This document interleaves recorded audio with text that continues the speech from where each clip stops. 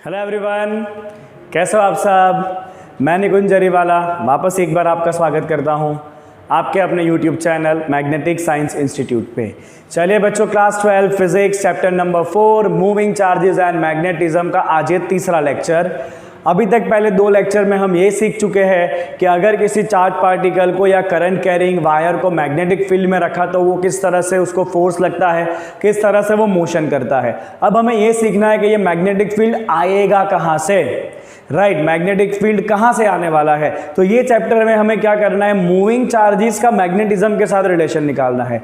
अगर आपके पास सिंपल सा कोई मैग्नेट दिया हुआ है तो मैग्नेट का तो खुद का मैग्नेटिक फील्ड होता ही है, हमें वो मैग्नेटिक फील्ड की बात नहीं करनी है। हमें बात करनी है कि अगर कोई करंट पास हो रहा है तो करंट की वजह से कितना मैग्नेटिक फील्ड बनता है, राइट। चलिए, और उसका पहला हम कंसेप्ट देखने जा रहे हैं, that is called as Biot Savart's law, Biot Savart's rule. Okay, and here we are going to find the magnetic field due to current element. Magnetic field due to current element. Magnetic field due to the current element. चलिए बच्चों समझेंगे ध्यान से. So let us consider there is some wire. Okay. Fine, and from this wire consider the current I is flowing. Okay, and here is some point where we want to find the magnetic field. कितना होगा magnetic field, ये हमें find करना है, right. So what will we do, we will divide this entire wire in small part. हम क्या करेंगे, पूरे वायर को छोटे छोटे टुकड़े में डिवाइड करेंगे। और ऐसे ही एक टुकड़ा मैं यहाँ पे ले रहा हूँ बच्चों, let's say this is the small element. Okay, और ये स्मॉल एलिमेंट का जो लेंथ है ना बच्चों, ये स्मॉल एलिमेंट का लेंथ कितना है, DL है। कितना है कि स्मॉल एलिमेंट का लेंथ जो है वो DL है, राइट। तो ये DL को जब मैं उसके करंट के साथ मल्टीप्लाई करूंगा मुझे क्या मिलेगा, I इंटू DL। और इस I इंटू DL को हम कहते हैं करंट एलिमेंट। क्या कहते हैं बच्चों, I इंटू DL को हम कहते हैं करंट एलिमेंट। तो ये जो आपका है ना बच्चों term I into this DL, this I into DL is called as what, current element. क्या कहते हैं, I इंटू DL को हम करंट एलिमेंट कहते हैं, राइट। चलिए, अगर इस करंट एलिमेंट से बच्चों R डिस्टेंस के ऊपर या R पोजीशन वेक्टर के ऊपर कोई पॉइंट है तो उसके ऊपर मैग्नेटिक फील्ड कितना होगा। तो मैं यहां पे करूंगा बच्चों के magnetic field eight position vector R from current element IDL, right. So this magnetic field, as per the Biot-Savart rule, this magnetic field is directly proportional to the current element. This magnetic field is directly proportional to the current element, and this magnetic field is inversely proportional to the square of distance. Magnetic field is directly proportional to current element and it is inversely proportional to the square of distance, right. Okay, and the direction of the magnetic field is perpendicular to the plane made by current element and R. Okay, तो यहाँ पे देखिए बच्चों, आपका current element इस plane में है, okay, और पोजीशन वेक्टर इस प्लेन में है। मतलब current element and position vector दोनों इस बोर्ड के प्लेन में है। Current element and position vector दोनों कहां पर है, इस बोर्ड के प्लेन में है। तो मैग्नेटिक फील्ड कहां होगा बच्चों, इस बोर्ड को परपेंडिकुलर होगा। अब या तो वो फील्ड अंदर की तरफ जा रहा होगा बोर्ड में, या तो फिर बोर्ड के बाहर की तरफ आ रहा होगा। मैं आपको आगे जाके बताऊंगा किस तरह आपको डायरेक्शन निकालना है, बट अभी के लिए मैं आपको बता देता हूँ फील्ड जो है वो अंदर की तरफ जा रहा है। कहाँ जा रहा है आपका फील्ड जो है वो अंदर की तरफ जा रहा है। ओके, चलिए, और ये जो मैग्नेटिक फील्ड है वो कैसा होता है बच्चों, magnetic field is perpendicular to the plane of IDL and R। IDL और R दोनों वेक्टर जिस प्लेन में है उस प्लेन को परपेंडिकुलर होगा मैग्नेटिक फील्ड। चलिए, आप जैसे ही दोनों को कंबाइन करोगे डायरेक्शन के साथ तो ये हो जाएगा बच्चों आपका डायरेक्शन के साथ is going to become B equal to IDL cross R vector divide by R magnitude cube. This is your formula. Okay, क्योंकि जब आपको डायरेक्शन देना होता है ना तो डायरेक्शन का मतलब क्या है बच्चों, गिवन वेक्टर अपन मैग्नीट्यूड, राइट। तो ये वेक्टर आया, नीचे उसका मैग्नीट्यूड एक बार और आया, नीचे यहाँ पे R का स्क्वायर है, यहाँ पे क्यूब कैसे हुआ, तो डायरेक्शन देने के लिए आपको यूनिट वेक्टर देना है, दैट इज व्हाट वेक्टर अपन मैग्नीट्यूड, इसलिए नीचे मैग्नीट्यूड का क्यूब हो गया। Okay, fine. तो this is your Biot Savart formula जो आपको करंट एलिमेंट की वजह से पर्टिकुलर पॉइंट के ऊपर मैग्नेटिक फील्ड कितना होगा वो बताएगा, that is IDL cross R into R Q. अभी यहाँ पे मैं प्रोपोर्शनलिटी साइन ही रखने वाला हूँ, अभी मैं यहाँ पे प्रोपोर्शनलिटी साइन रखने वाला हूँ, कांस्टेंट अब रखूंगा मैं. So if you put the proportionality constant it is equal to mu 0 upon 4 pi. What is it? Mu 0 upon 4 pi is your proportionality constant and this is your formula of the Biot-Savart's rule. Right? Okay, that magnetic field is equal to mu 0 upon 4 pi. IDL is current element cross vector R जहाँ पे आपको field निकालना है divide by distance का cube. इतना समझ में आया आपको Biot-Savart's rule में? Okay, चलिए बात करते हैं what is mu 0 upon 4 pi. So this mu 0 upon 4 pi is a constant value. And this constant value is nothing but 4 pi into 10 power minus 7. कितना होता है इसका वैल्यू होता है बच्चों 4 pi into 10 power minus 7 in SI unit.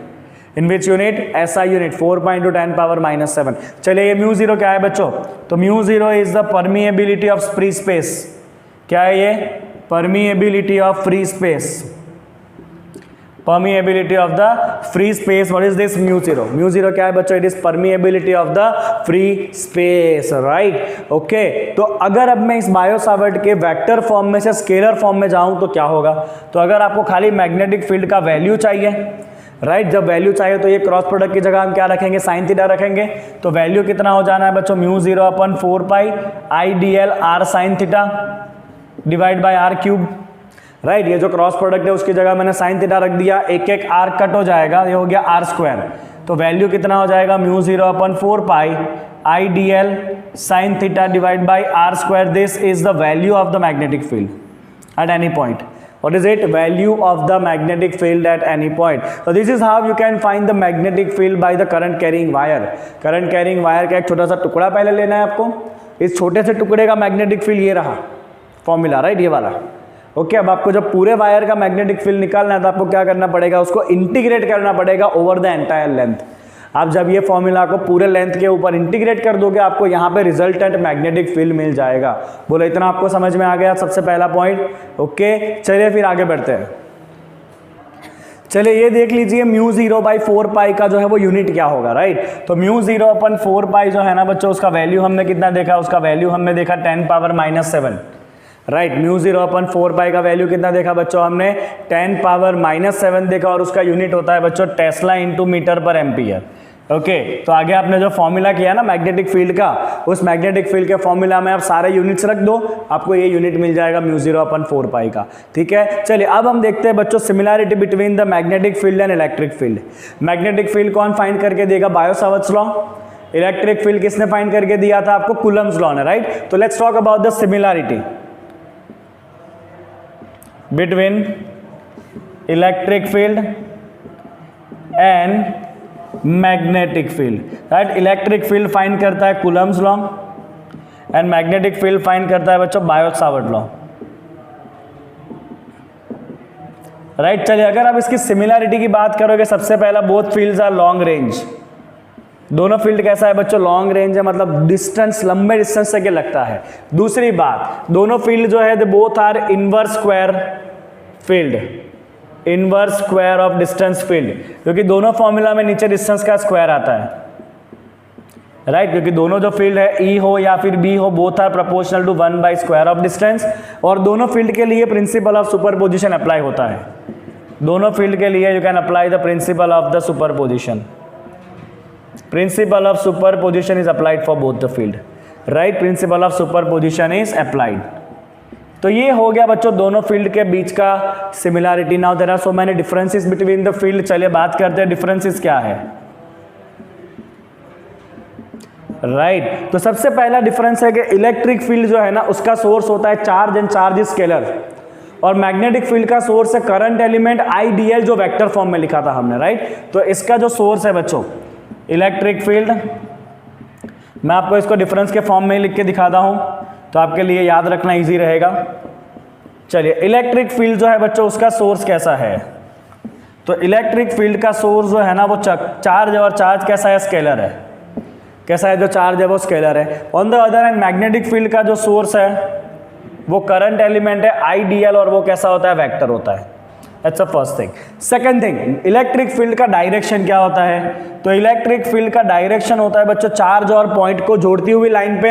अगर मान लो यहाँ पे चार्ज है Q और यहाँ पे पॉइंट है, तो आपका इलेक्ट्रिक फील्ड इस तरफ होगा, बाहर जाती हुई डायरेक्शन में. Right, so it has a direction on the line joining charge and point, on the line joining what, charge and point. On the other hand अगर आप मैग्नेटिक फील्ड की डायरेक्शन की बात करो तो मैग्नेटिक फील्ड का direction क्या होगा बच्चों, perpendicular to the plane made by IDL and R. IDL और R से जो प्लेन बनेगा उसको परपेंडिकुलर होता है कौन सा, फील्ड, मैग्नेटिक फील्ड. हो गया एक और डिफरेंस. चलिए तीसरा डिफरेंस की बात करते हैं. इलेक्ट्रिक फील्ड जो है ना वो एंगल पे डिपेंड नहीं करता है. This is independent of angle. This is independent of angle, while this magnetic field depends on angle, क्योंकि उसके फॉर्मूला में थीटा आता है. It depend on angle theta. चलो समझो बच्चों, ये एंगल वाला पॉइंट आपको अच्छे से समझना जरूरी है. ओके, मान लेते हैं कि ये एक वायर है. ओके, और करंट इस तरफ जा रहा है वायर में से, let's say current is I. Fine. और अगर मुझे इस करंट के इनलाइन कोई पॉइंट है, यहां पे अगर मुझे मैग्नेटिक फील्ड चाहिए कितना होगा, करंट के इनलाइन. तो अगर आपका पॉइंट करंट के इनलाइन है और आपका सपोज मान लो ये आपका करंट एलिमेंट है, तो ये हो जाएगा आपका पोजीशन वेक्टर R. तो यहाँ पे करंट एलिमेंट और पोजीशन वेक्टर दोनों एक ही डायरेक्शन में है, तो थीटा कितना हो गया, 0 हो गया. थीटा 0 हो गया तो मैग्नेटिक फील्ड भी कितना हो जाएगा, 0 हो जाएगा. कितना हो जाएगा, मैग्नेटिक फील्ड भी 0 हो जाएगा. तो आपको समझना क्या है बच्चों कि कोई भी वायर आपको दिया हुआ है ना, तो वायर के इनलाइन जितने भी पॉइंट होंगे ना, कोई भी करंट कैरिंग वायर के इनलाइन जितने भी पॉइंट होंगे वो सारे पॉइंट के ऊपर एंगल कितना रहेगा, 0 या 180. और साइन 0 या साइन 180 का वैल्यू कितना आता है, 0 आता है. मतलब ये सारे पॉइंट के ऊपर मैग्नेटिक फील्ड कंपलसरी कितना रहना है, 0 ही रहने वाला है. याद रखिएगा बच्चों, अगर आपका पॉइंट जो है वो वायर के इनलाइन है तो उस वहाँ पे मैग्नेटिक फील्ड कितना रहना है, 0. बिकॉज एंगल कितना होगा, या तो 0 या तो 180. फॉर्मूला में साइन देता था और दोनों वैल्यू साइन के लिए 0 हो जाता है. बोलो समझ गए इतना आप, राइट. तो यहाँ पे आपका हो गया bio-Savart's rule and comparison between electric and magnetic field. Okay, अब यहाँ पे दो कांस्टेंट आया है बच्चों, μ0 एंड E0. तो आपको अगर पता होगा ना तो E0 का वैल्यू कितना होता है. E0 का जो है उसे हम कहते हैं बच्चों परमिटिविटी.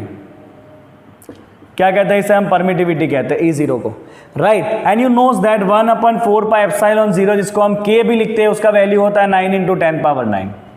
कितना होता है इसका वैल्यू, 9 × 10⁻⁹ होता है, राइट. और अभी जो हमने देखा बच्चों μ0/4π, राइट, उसका वैल्यू कितना है, 10⁻⁷ है. कितना है उसका वैल्यू, 10⁻⁷. अगर आपने इन दोनों को डिवाइड किया तो क्या होगा, अगर आपने इन दोनों वैल्यू को डिवाइड किया तो क्या होगा, चलिए बताता हूं इसके बाद. चलिए आ जाए, दोनों को डिवाइड करते हैं. 1/4πε0 divide by μ0/4π. This value is 9 × 10⁻⁹, while this value is 10⁻⁷. ठीक है, चलिए 4π कैंसिल हो जाएगा. ये हो गया 1/μ0 E0. ये वैल्यू आपका ऊपर आएगा 9 × 10⁻16 हो जाएगा. जिसे मैं ऐसा लिख सकता हूँ 3 × 10⁸ का square. And this 3 × 10⁸ is the velocity of the light.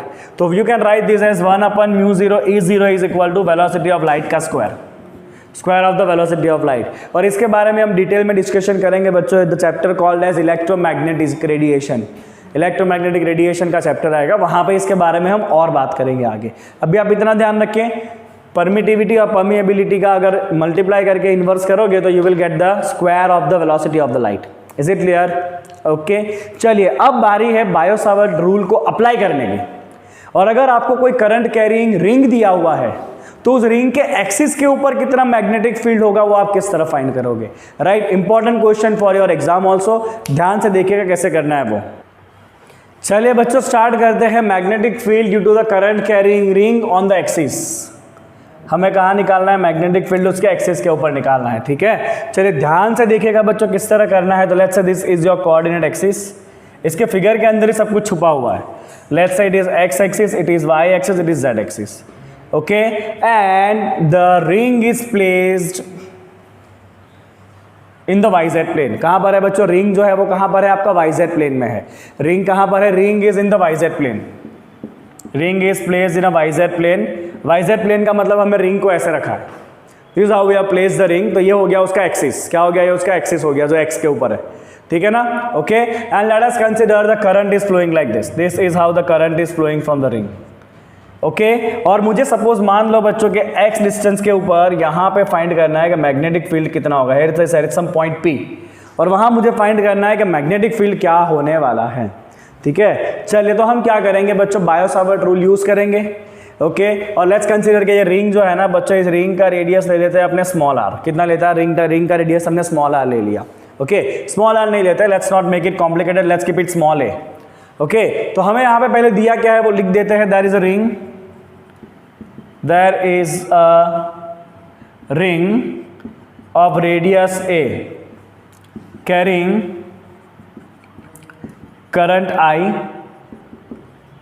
and we need to find magnetic field. We need to find magnetic field at x distance on axis of this ring. Right तो हमें सबसे पहले लेना पड़ेगा बच्चों current का element as per the Biot Savart rule. Okay, तो मान लेते हैं हमने यहाँ पे करंट एलिमेंट लिया है और वो इस डायरेक्शन में है। This is your small element which is your ideal. Okay, और ये आइडियल किस प्लेन में बच्चों, ध्यान से समझना, हमने रिंग को ऑब्वियसली ऐसे रखा है। रिंग को आप ऐसे रखोगे, मैंने ऊपर करंट एलिमेंट लिया है तो करंट एलिमेंट का डायरेक्शन होगा in the direction of tangent, जो आपकी तरफ आ रहा है ऐसे। देख लो बच्चों, आप ऐसे घुमाओगे तो it will look like this, but actually में वो ऐसे है, अभी फिगर के ऊपर ऐसे रखा हुआ है। ओके, तो this is in which plane, this is in the YZ plane. किस प्लेन में है बच्चों, ये वाईजेड प्लेन में। चलो मैं आपको वाईजेड प्लेन जो है ना वो ड्रॉ करके दिखा देता हूँ। तो this is your YZ plane जहाँ पे आपका आइडियल है। कहाँ पर है आइडियल जो है वो वाईजेड प्लेन में। तो मैं खाली आपके अंडरस्टैंडिंग के लिए लिखूंगा बच्चों, this is your YZ plane जहाँ पे आइडियल है। राइट, ओके, चलिए, एंड सपोज ये पॉइंट P जो है ना आपका, जो P पॉइंट है, सपोज वो करंट एलिमेंट से बच्चों कितने डिस्टेंस के ऊपर है, let's say it is a distance R। कितने डिस्टेंस के ऊपर है वो, R डिस्टेंस के ऊपर है। चलिए तो बायो-सावर्ट रूल यूज करते हैं। बायो-सावर्ट कहता है कि as per Biot Savart rule magnetic field at point P, magnetic field at point P due to current element ideal, due to current element IDL, right. चलिए क्या कहता है रूल बच्चों, magnetic field will write dB is equal to μ0/4π that is constant IDL divide by r² into sine theta. याद आया, मुझे अभी खाली वैल्यू चाहिए, मैं डायरेक्शन आपको बताऊंगा बाद में, ये खाली वैल्यू है μ0/4π IDL by r² into sine theta. चलिए सबसे पहला सवाल है, what is the angle between this IDL and position vector that is your angle theta, कितना होगा। तो IDL जो है ना बच्चों, समझो आप, मैंने जो आपको बताया आपका रिंग इस तरह है, IDL ऐसे आ रहा है बाहर की तरफ, ठीक है ना, IDL इस तरह आ रहा है, देखो मैंने ऐसा होल्ड कर लिया इसको, IDL ऐसे आ रहा है बाहर की तरफ, यस और no, it is like this IDL। Okay, and position vector ऐसे है, you can check it out in the figure, ऐसे है आपका पोजीशन वेक्टर बराबर रिंग से। What is the angle between both of this, what you can see, this was the angle between both of, you can see it. ये आपका current element है जो बाहर की तरफ आ रहा है और ये पोजीशन वेक्टर है, right, both are going to be perpendicular, always ये दोनों कैसा रहने वाला है, परपेंडिकुलर ही रहने वाला है, राइट। तो this is your ideal, this is your current vector and this both are always going to be perpendicular. कैसा रहना है, दोनों का दोनों परपेंडिकुलर रहने वाला है। तो I will write here this theta is equal to 90, तो ये साइन 90 कितना हो जाएगा, 1 हो जाएगा। चलिए अब क्या बचा आपके पास, बचता है बच्चों μ0/4π IDL by r² that is your dB। Okay, आप जैसे ही पाइथागोरस थ्योरम यूज करोगे आपको ऑब्वियसली दिखेगा कि this A is the radius, x is this distance and r is hypotenuse, so what you can write, r² is equal to a² plus x²। क्या लिख सकते हो बच्चों आप लिख सकते हो कि r² is equal to a² plus x², obviously Pythagoras theorem use करेंगे। चलिए ये फॉर्मूला हो गया बच्चों μ0/4π IDL, ये हो गया आपका a² plus x²। अब सबसे बड़ा सवाल ये है कि मैग्नेटिक फील्ड का डायरेक्शन क्या है। तो आपको बायो-सावर्ट रूल ने ये सिखाया है कि मैग्नेटिक फील्ड जो है ना वो IDL और R दोनों को परपेंडिकुलर होगा। तो आप यहाँ पे समझो IDL जो है बच्चों वो इस प्लेन में है, YZ प्लेन में, R आपका इस प्लेन में है, राइट। तो मैग्नेटिक फील्ड कहाँ पे होगा, IDL और R दोनों को परपेंडिकुलर होगा। So this was your IDL and this was your R, it was like this, okay, it is like this. IDL ये है आपका बाहर की तरफ आता हुआ, ये आपका R है पोजीशन वेक्टर, ये दोनों से बनता हुआ प्लेन, जो मैंने हाथ रखा ना वो ये दोनों से बनता हुआ प्लेन है, यू कैन सी मेरा हाथ कहाँ पर है, दोनों मार्कर के प्लेन में है, दिख रहा है आपको। और मैग्नेटिक फील्ड कहाँ पे होगा बच्चों, इन दोनों वेक्टर को परपेंडिकुलर, मतलब मेरा जो हाथ है ना उसको परपेंडिकुलर होगा। तो मैग्नेटिक फील्ड कहाँ होगा बच्चों, इस हाथ को परपेंडिकुलर होगा। देखिए हाथ ऐसा का ऐसा है और उसको परपेंडिकुलर, मतलब ये ऐसा होगा आपका magnetic field which is perpendicular to both I D L and R, क्योंकि I D L and R दोनों इस प्लेन में है। तो इस प्लेन को जो भी परपेंडिकुलर होगा वो ऑब्वियसली दोनों को परपेंडिकुलर हो जाएगा। तो मैग्नेटिक फील्ड जो है ना वो इस तरफ होगा। This is your magnetic field B. Okay, this is where you will get the magnetic field B. चलिए अब आगे देखते हैं बच्चों। सागर चलिए, now let's consider this B is making angle theta.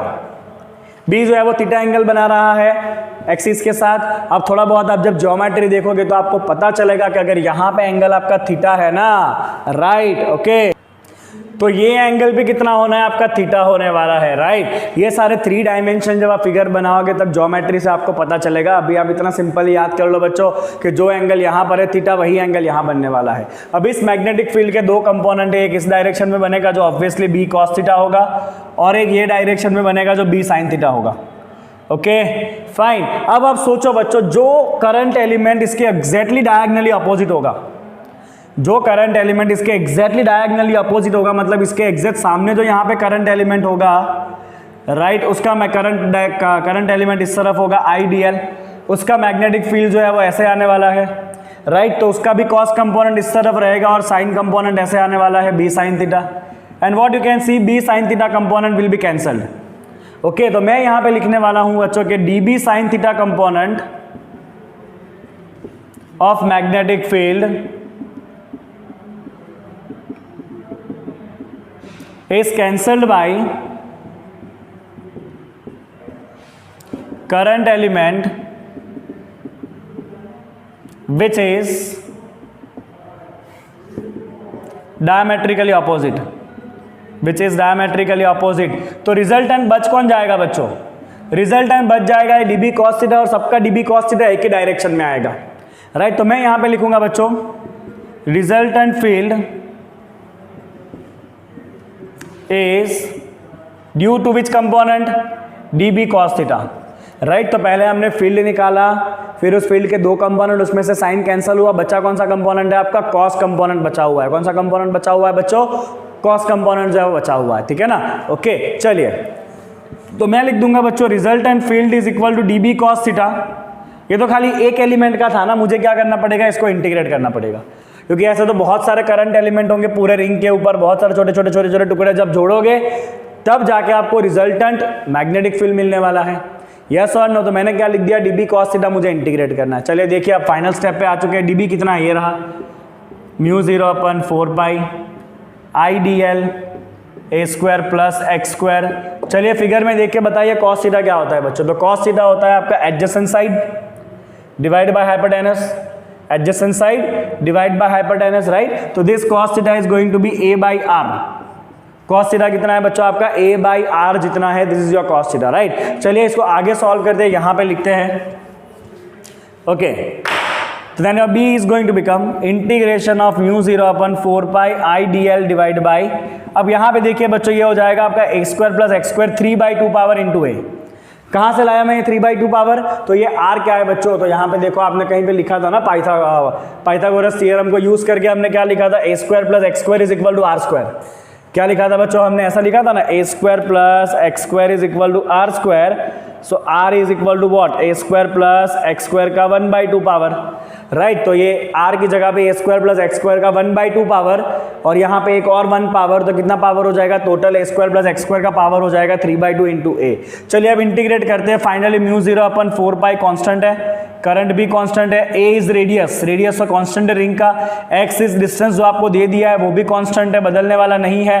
This is also radius, ये भी नहीं बदलने वाला है। तो आप इंटीग्रेट किसको करोगे, खाली dl को, आपको खाली किसको इंटीग्रेट करना है, dl को इंटीग्रेट करना है। और जब आप ये सारे छोटे छोटे छोटे छोटे टुकड़े को जोड़ दोगे तो टोटल रिंग का लेंथ कितना हो जाएगा, टोटल रिंग का लेंथ हो जाएगा 2 पाई a। क्या हो जाएगा, टोटल रिंग का लेंथ 2 पाई है, that is the perimeter of the circle, right. तो this is going to become mu 0/4 pi and this integration will turn out to be 2 pi a। चलिए यहाँ पे बच्चों सिंप्लीफाई कर लेते हैं। 2 पाई a यहाँ पे जैसे डिवाइड करोगे क्या हो जाएगा, this pi pi will be cancel, ये यहाँ पे 2 से कैंसिल हो जाएगा, तो बचा क्या आपके पास mu 0 divide by 2 I into A square divide by A square plus X square power 3/2। तो this is the magnetic field on the axis of the current carrying loop और करंट कैरिंग रिंग। चलिए अगर इसके अंदर n number of turns है तो क्या होगा, ये तो एक ही टर्न है। If there is n number of turn तो मैग्नेटिक फील्ड में क्या करेंगे बच्चों, it is going to become n times. If there are n number of turns तो मैग्नेटिक फील्ड कितना हो जाएगा, n टाइम्स हो जाएगा। कितना हो जाएगा, मैग्नेटिक फील्ड n टाइम्स हो जाएगा। राइट, फॉर्मूला क्या है बच्चों, mu 0 divide by 2 I A square divide by A square plus X square power 3/2। अब के अगर मुझे मान लीजिए रिंग के सेंटर के ऊपर फील्ड चाहिए तो क्या करेंगे, तो मैं यही फॉर्मूला यूज करूंगा बच्चों। देखिए यहाँ पे एट सेंटर, राइट, तो सेंटर मतलब ये डिस्टेंस x कितना हो जाएगा, गट के फाइनली कितना हो जाएगा 0।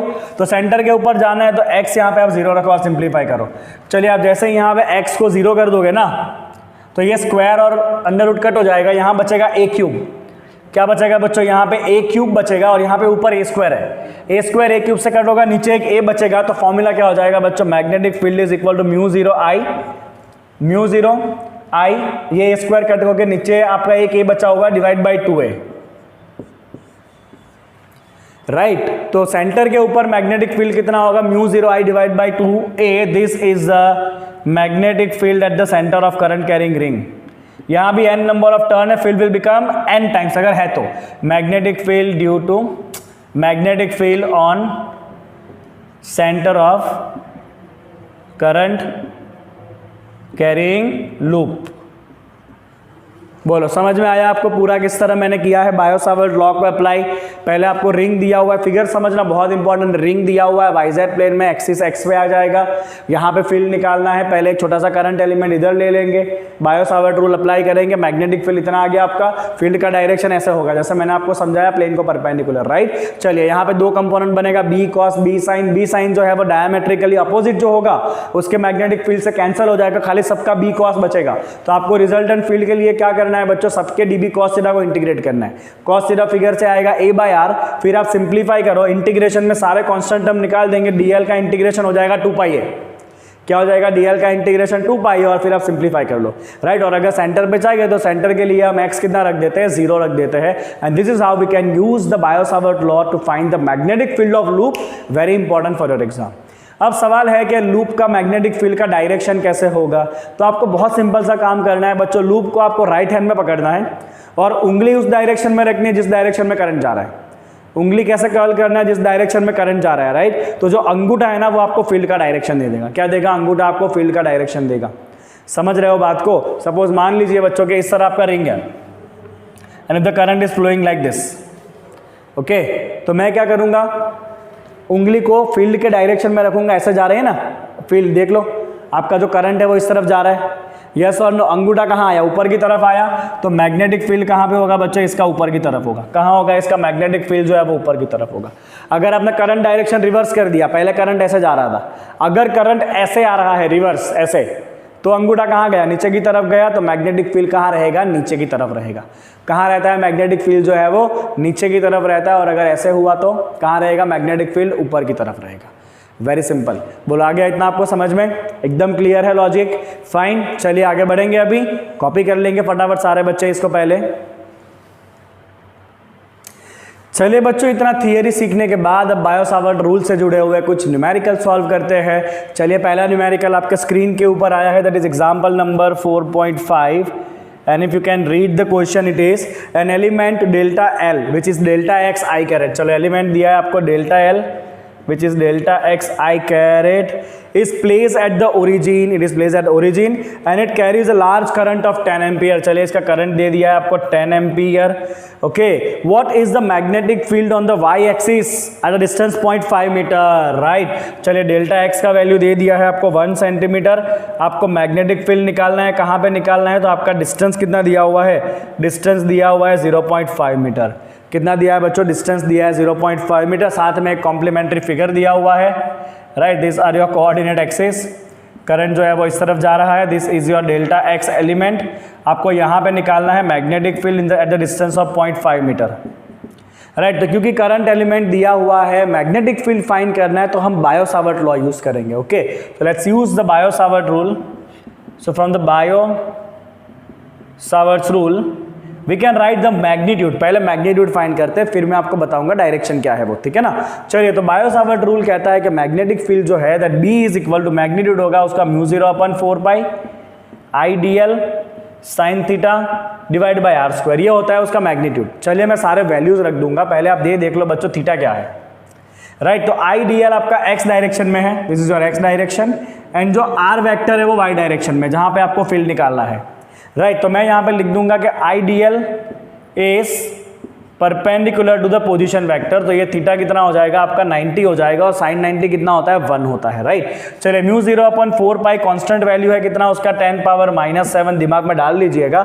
I का वैल्यू दिया है 10, DL का वैल्यू है 1 सेंटीमीटर दैट इज 0.01 मीटर, और कितना डिस्टेंस पे आपको फील्ड निकालना है, फील्ड आपको निकालना है 0.5 मीटर पे, ये आपका R है जहां पे आपको फील्ड निकालना होता है, right, distance, so that is 0.5 का स्क्वायर, ओके। चलिए इसको आप जैसे ही सॉल्व करने वाले हो ना, राइट, तो आपका मैग्नेटिक फील्ड का वैल्यू आ जाने वाला है बच्चों 4 × 10⁻⁸ टेस्ला। मैग्नेटिक फील्ड का यूनिट क्या होता है, टेस्ला, निकोला टेस्ला, मैंने आपको बताया था, राइट। चलिए अब बारी है मैग्नेटिक फील्ड का डायरेक्शन निकालने की। तो मैग्नेटिक फील्ड के फॉर्मूला में क्या आता है बच्चों, फील्ड के फॉर्मूला में आता है IDL cross R।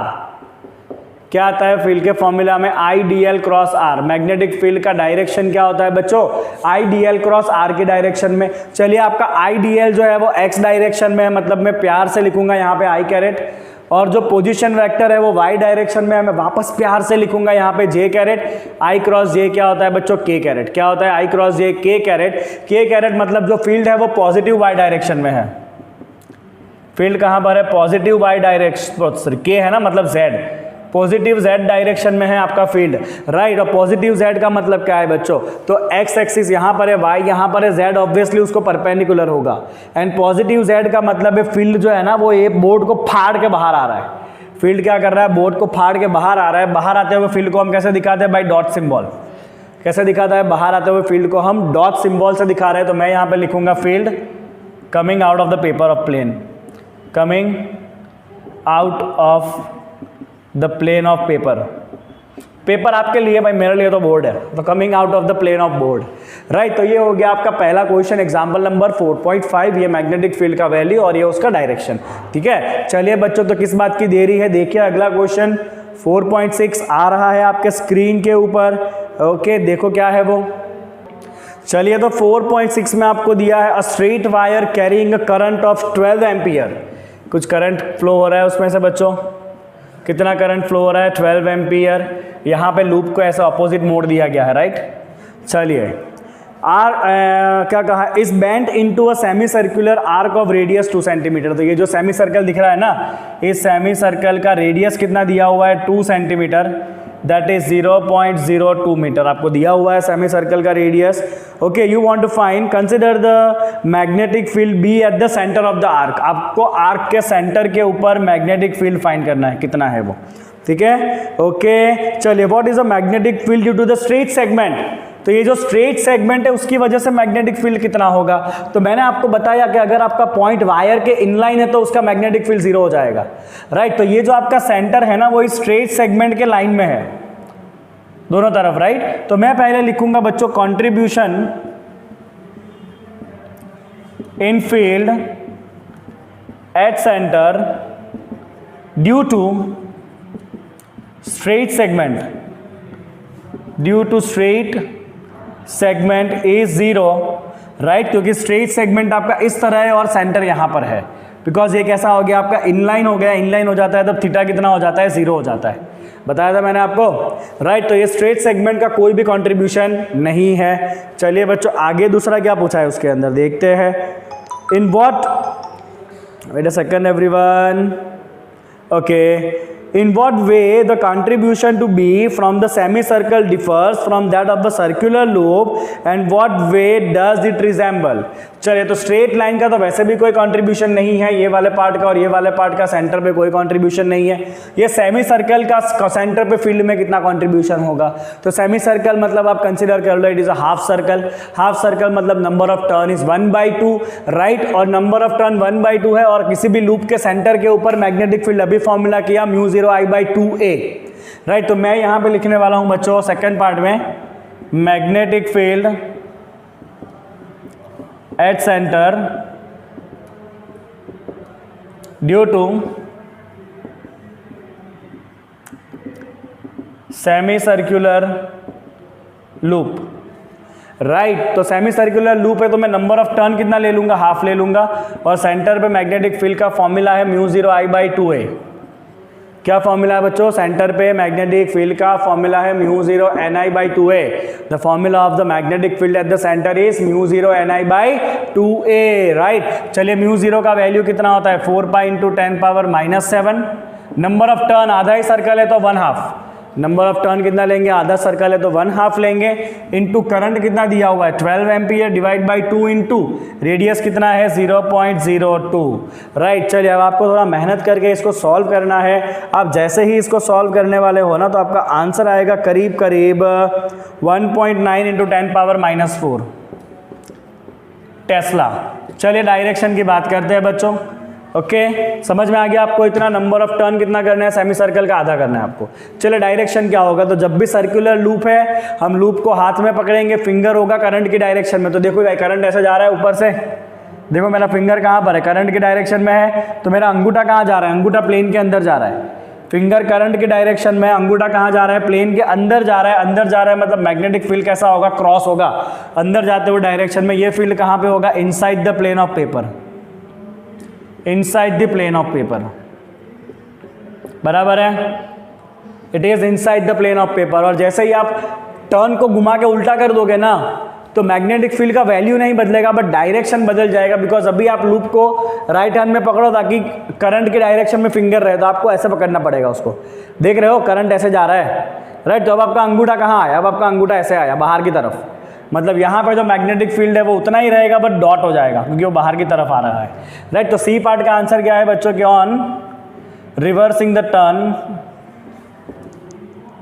Field comes out of the plane but have same magnitude.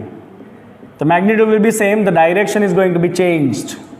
I hope it is very clear to you. Clear है एकदम आपको ये? ओके, चलिए आगे बढ़ते हैं, आखिरी न्यूमेरिकल इस सेशन का बच्चों करेंगे।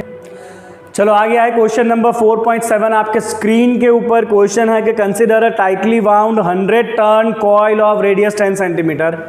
चलिए बच्चों आपको एक कॉइल दिया हुआ है, इसमें नंबर ऑफ टर्न दिया हुआ है आपको कितना 100, रेडियस दिया हुआ है 10 सेंटीमीटर दैट इज 0.1 मीटर।